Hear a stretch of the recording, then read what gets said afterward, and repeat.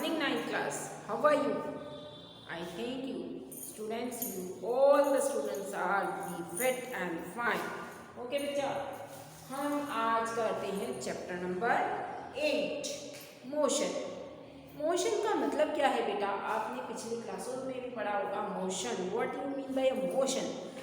जब movement of an object is known as motion. जब movement होती है ऑब्जेक्ट्स की किसी भी डायरेक्शन में तो वो क्या कहलाती है?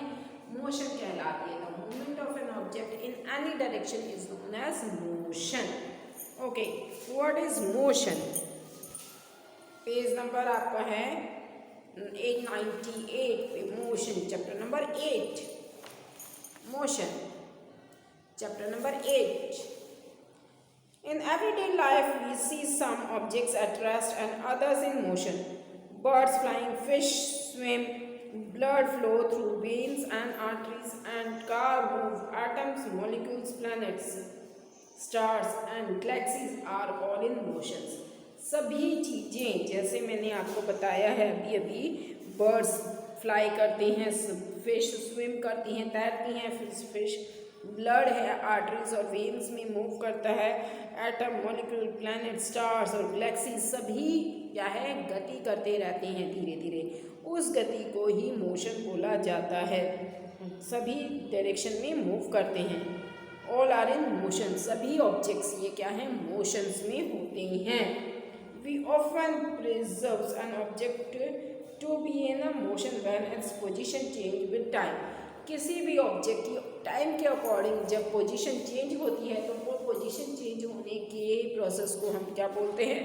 मोशन बोलते हैं. ठीक है बेटा, जो पोजीशन चेंज होने की प्रोसेस है उसको हम क्या बोलते हैं? मोशन बोलते हैं. Okay, let's see motion. We often preserve the objects to be in motion when its position change with time. Time के अकॉर्डिंग जब पोजीशन चेंज होती है तो उसको मोशन बोला जाता है. However, there are situations where the motion is interfered through indirect evidence. For example, we interfere the motion of air by observing the motion of the dust and the movement of leaves and branches of trees. हम motion जो है जिसको हम नहीं कुछ objects की motion को हम पहचान सकते. एयर की मोशन को, जैसे हम एयर को नहीं देख सकते लेकिन उसकी मोशन को ऑब्जर्व कर सकते हैं. किस तरीके से? जो डस्ट है उसकी मोशन से. ये प्लांट्स हैं, प्लांट्स में जो जिस साइड उसके लीव्स होते हैं वो उन सब की वजह से ही जब किस डायरेक्शन में वो जा रहे हैं तो उससे हम उसकी मोशन को फाइंड आउट कर सकते हैं. Interfere of air by observing the movement of dust. Dust किस डायरेक्शन में मूव हो रही है या फिर लीव्स किस डायरेक्शन में जा रहे हैं तो उससे हम उसकी मोशंस का पता लगा सकते हैं. ब्रांचेस के जो लीव्स है वो किस साइड ज़्यादा मूवमेंट हो रही है तो उससे एयर में मोशन का पता चलता है. What causes the phenomena of a sunrise, sunset and change the season. किस कारण से ये चेंजेस होते हैं? सनराइज है, सनसेट्स होता है, सूरज निकलता है, सूरज छिपता है, या फिर क्या होता है सीजन्स चेंज होते हैं. वो किस कारण से होते हैं इनका पता कैसे चलता है? It is due to the motion of the earth. Earth की मोशन की वजह से ही ये सब कुछ होता है.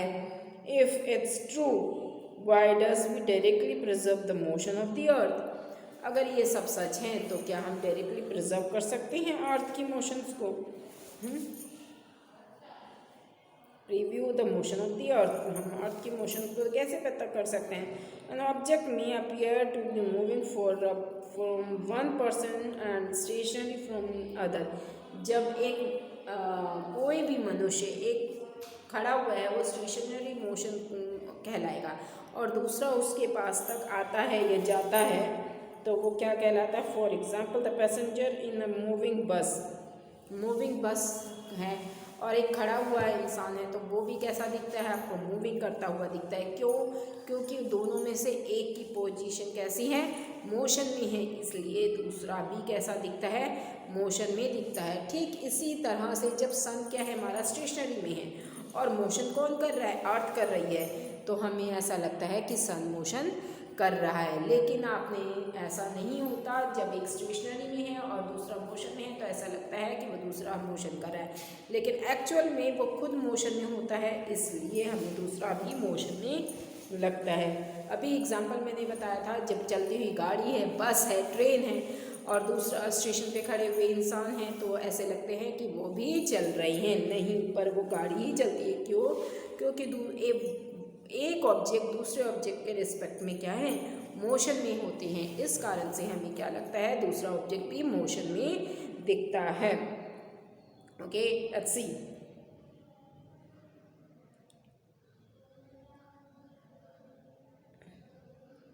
And the object may be moving for one person at a stationary for other. For example, a passenger is moving bus. The roadside trees appears to be moving backward. A person standing on a roadside previous the bus along with the passenger are moving. However, a passenger inside the bus sees the fellow passenger to be at rest.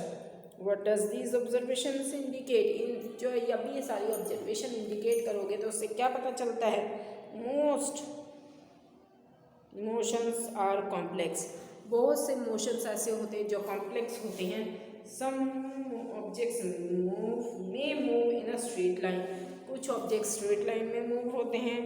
Other may move in a circular, some may rotate and few other may vibrate. तो motions अलग अलग तरीके के बताए हैं, कुछ circular में है, कुछ स्ट्रेट में है, कुछ वाइब्रेट कर रहे हैं। तो इस तरीके से अलग अलग मोशंस की पोजीशन बताई है। They may be situations involving a combinations of these. ये एक दूसरे की कॉम्बिनेशन से पता चलता है, ये सिंगल से नहीं, एक दूसरे की कॉम्बिनेशन से पता चलता है कि वो मोशन उसका कैसा हो रहा है।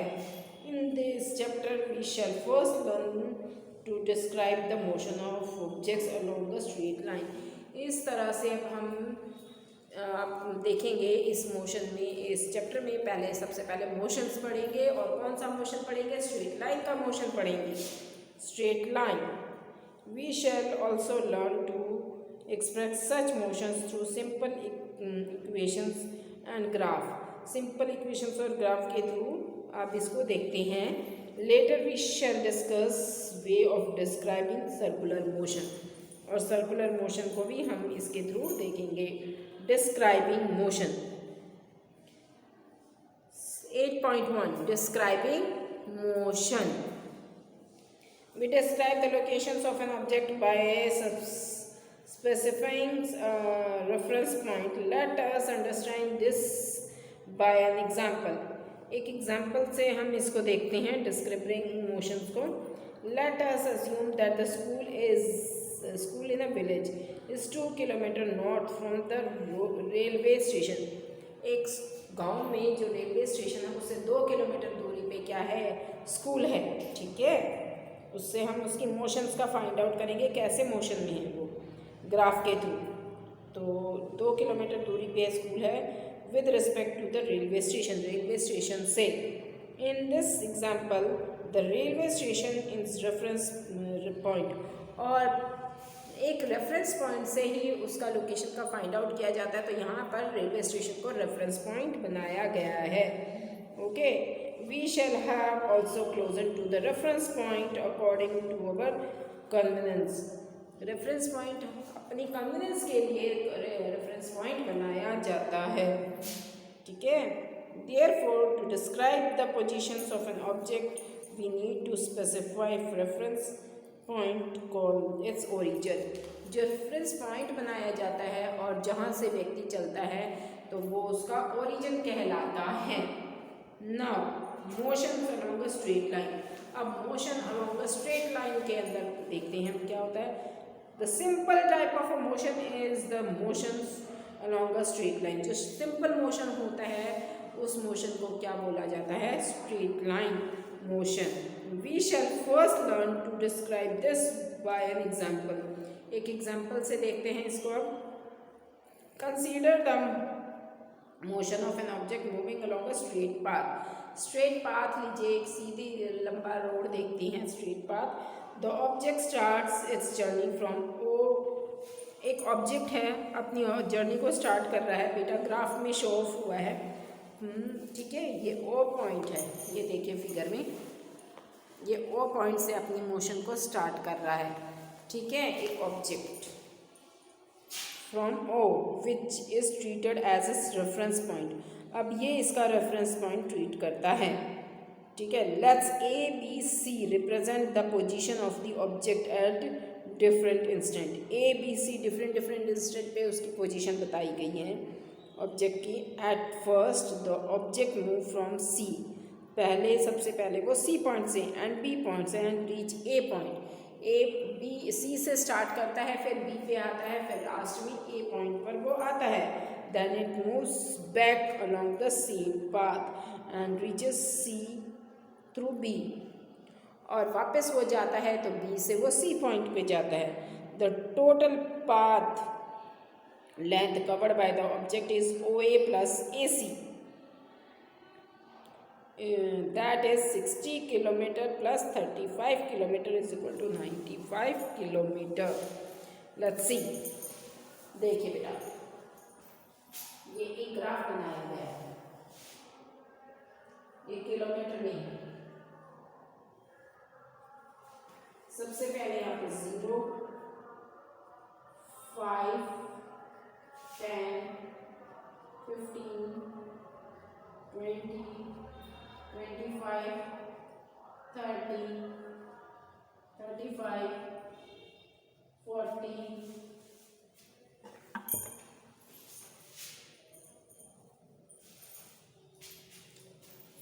45,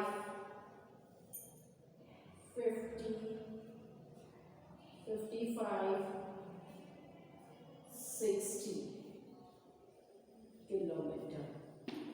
ये पॉइंट हमारा जो है ए पॉइंट है, और 35 पे हमारा पॉइंट है बी, और 25 पे हमारा पॉइंट है सी, और 0 पे पॉइंट ओ है।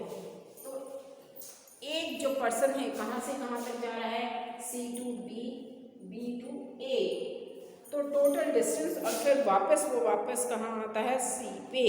तो टोटल डिस्टेंस उसने कितने कवर किया है, 0 से वो गया ए पे, 0 से वो कहाँ गया, 0 और ए, प्लस ए टू वापस वो आता है सी पे, तो ये टोटल डिस्टेंस होता है। यहाँ से वो गया ए पे, फिर ए से वो आया सी पे, तो यहाँ से यहाँ तक का कितना है, 60 किलोमीटर, और ए टू सी कितना है,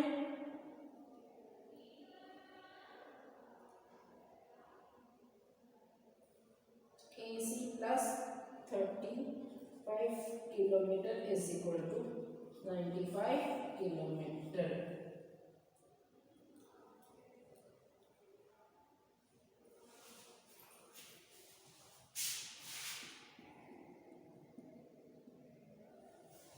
ओके बेटा, तो ये हमारा टोटल उसने डिस्टेंस को कवर किया है। तो इस तरीके से हम डिस्टेंस को फाइंड आउट कर सकते हैं। Okay, 95 kilometre, this is the distance covered by the object. ये डिस्टेंस है जो ऑब्जेक्ट ने कवर किया है। ऑब्जेक्ट से पहले वो कहाँ गया, 0 से लेके कहाँ गया, वो ए पॉइंट तक गया, फिर ए पॉइंट से वो सी पॉइंट तक आया, तो टोटल डिस्टेंस कवर इसका हुआ A0 to A, O to A and A to C। तो ये टोटल डिस्टेंस फाइंड आउट हो जाता है इस तरीके से। ओके बेटा, to describe the distance we needed to specify only the numerical value and note the directions of the motions. There are certain quantities which are directed by the specific only their numerical values. The numerical values of the physical quantity is its magnitude. From this example से एक magnitude के बारे में उसका पता चलता है। For this example, we can find out the distance of the object final position C of the object from the initial position O, final position जहाँ पर वो एक्चुअल में जाना है उसे, और इनिशियल पॉइंट वो होता है बेटा जहाँ से वो स्टार्ट करता है चलना, ठीक है। फर्स्ट जहाँ वो खड़ा होता है तो वो इनिशियल पॉइंट है, और जहाँ पे वो जाता है that is known as final position या final point. Final position of the object initial position O. This observed value give the numerical values of the displacement of the object from O to C through A. अब ये जो movement होती है वो इसकी क्या कहलाती है? डिस्प्लेसमेंट। मूवमेंट हुई है, डिस्प्लेस हुआ है, तो वो डिस्प्लेसमेंट होती है बेटा उसकी, ठीक है। The shortest distance measured from the initial to the final position of an object is known as its, जो शॉर्टेस्ट पॉइंट होता है वो क्या कहलाता है? डिस्प्लेसमेंट। O to A जो शॉर्टेस्ट पॉइंट है वो क्या कहलाएगा? शॉर्टेस्ट पॉइंट डिस्प्लेसमेंट कहलाता है। ओके, सो इसको डिस्प्लेसमेंट की डेफिनेशन है, the final position of the object is known as its displacement. The shortest distance measure from the initial to the final position, जो शॉर्टेस्ट डिस्टेंस है final to the initial position is known as initial to the final point. Initial से final point पर shortest distance पे जो movement होती है उसको क्या बोला जाता है? डिस्प्लेसमेंट। ओके बेटा, displacement. Can the magnitude of the displacement be equal to the distance traveled by an object? Magnitude displacement के इक्वल हो सकता है? मैग्नीट्यूड डिस्प्लेसमेंट के इक्वल हो सकता है या नहीं हो सकता? Let's see. Consider the example given 8.1. For example, for the motion of the object from O to A. अब ये एग्जाम्पल जो मैंने बताया था ये वाला आपको इससे देखते हैं। For example motion of O to A, अब O मोशन हो रही है O से A तक की, the distance covered is 60 kilometer and the magnitude of the displacement is also 62. Magnitude भी 60 है, डिस्प्लेसमेंट भी 60 है। During the motion O to A is and back to B, और वापस B में आता है तो डिस्टेंस कितनी कवर करी गई है? 60 + 25 85 kilometre, while the magnitude of displacement 35, और मैग्नीट्यूड डिस्प्लेसमेंट का कितना है? 35। Thus the magnitude of displacement 35 is not equal to the path length. Magnitude और डिस्प्लेसमेंट इक्वल नहीं हुए हैं यहाँ पर। मैग्नीट्यूड ऑफ डिस्प्लेसमेंट 35 है और डिस्प्लेसमेंट, मैग्नीट्यूड ऑफ डिस्प्लेसमेंट पहले अलग अलग पॉइंट्स का अलग अलग था, इक्वल नहीं है। पाथ की length, further we will notice that the magnitude of the displacement for a course of motions may be 0. Magnitude 0 भी हो सकता है, डिस्प्लेसमेंट भी, but the corresponding distance covered is not 0, लेकिन कॉरेस्पॉन्डिंग डिस्टेंस जो कवर्ड की है वो 0 नहीं हो सकती है।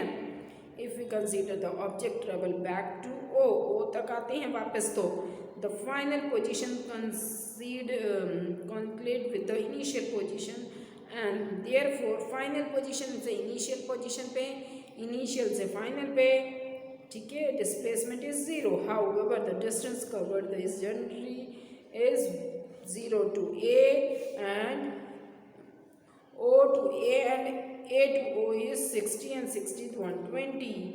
Thus the two physical quantities, the distance and the displacement, are used to describe overall motion of an object and locate in final position with reference to its initial position is given at time. तो initial position और final position को देखा जाता है time के साथ, कितनी देरी में आता है, तो वो उसके थ्रू हम मोशंस का फाइंड आउट कर सकते हैं। नेक्स्ट क्लास में बेटा अब हम नेक्स्ट करेंगे अपना पेज नंबर 100 पे uniform motion and non uniform motions के बारे में। Uniform motions and non uniform motions. Okay बेटा, तो आप इसको अच्छे से रीड कर लीजिएगा मोशंस को। जो एवरेज स्पीड का फार्मूला है distance travel upon total time taken, आपने पीछे क्लास में पढ़ा है स्पीड का फार्मूला, तो इसको ज़रा याद रखना है इस चैप्टर में। टोटल डिस्टेंस अपॉन में टोटल टाइम टेकन। ओके बेटा, so be read this chapter carefully, point to point आप इसे रीड कीजिए और आप अपनी नोटबुक्स को स्कूल में सबमिट कराएं, उनको चेक कराएं बच्चे। ओके बेटा, take care, stay at home, be safe. Okay बेटा, bye bye all of you. Okay बेटा।